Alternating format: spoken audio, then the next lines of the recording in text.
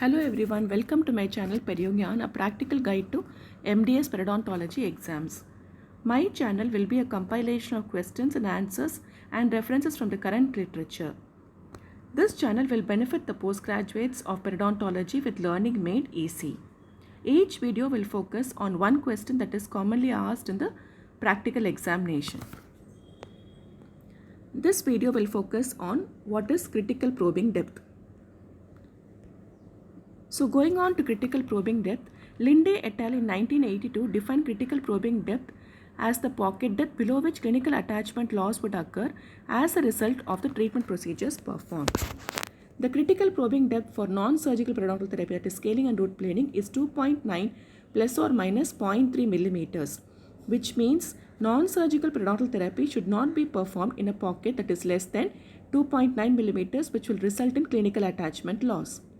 The same principle holds good for surgical periodontal therapy. The critical probing depth for periodontal surgery is 4.2 plus or minus 0.2 millimeters. That means surgical periodontal therapy should be performed in a pocket that is more than or equal to 7 millimeters. Otherwise, there will be a clinical attachment loss. Knowles et al. In 1979 stated that more attachment loss was observed in deeper pockets of 7 to 12 millimeters than moderately deep pockets of 4 to 6 millimeters. So for scaling and root planing and access flap surgery, the critical probing depth was defined as 5.4 millimeters. This in turn means the flap surgery is indicated with the probing pocket depth of plus or minus 5.4 millimeters, while between 2.9 millimeters and 5.4 millimeters, non-surgical periodontal therapy is indicated as defined by Heath, Mayfield and Lang in 2013. This is a diagrammatic representation of critical probing depth. The blue colored ring and the arrow represents the critical probing depth for non-surgical periodontal therapy, that is 2.9 plus or minus 0.3 millimeters.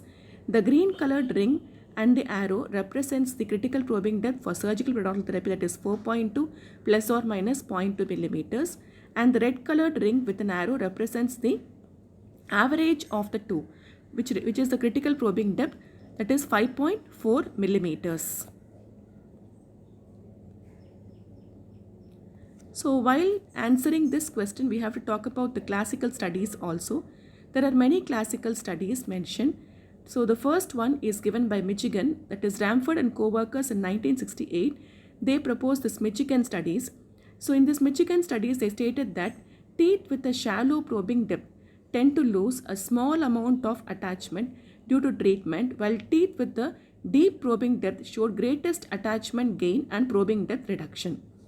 Goldberg studies was given by Linde and co-workers in 1982, and they stated that the critical probing depth for non-surgical periodontal therapy was 2.9 millimeters and 4.2 millimeters for modified Whitman flap. Philstrom et al. In 1983 and 84, they introduced Minnesota studies where modified Whitman flap was superior with reduction of 2 millimeters, while in SRP the reduction of probing pocket depth of 1 millimeter only was noticed. Osler and Ammons in 1985, they talked about Washington studies, that is osseous recontouring led to slightly more attachment loss but greater probing depth reduction than flap curettage. Becker et al. In 1990 talked about Stuxen studies.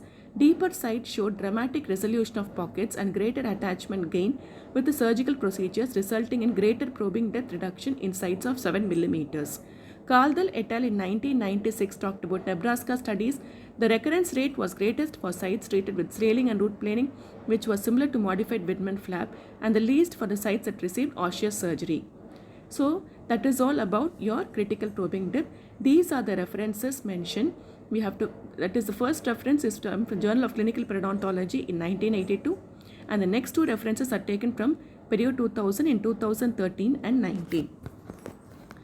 Thank you for your patient hearing. For viewing my channel, if you have any doubts, please let me know in the comment section below. If you like my channel and feel it is interesting, then please like, share and subscribe to my channel by clicking on the subscribe button. Thank you.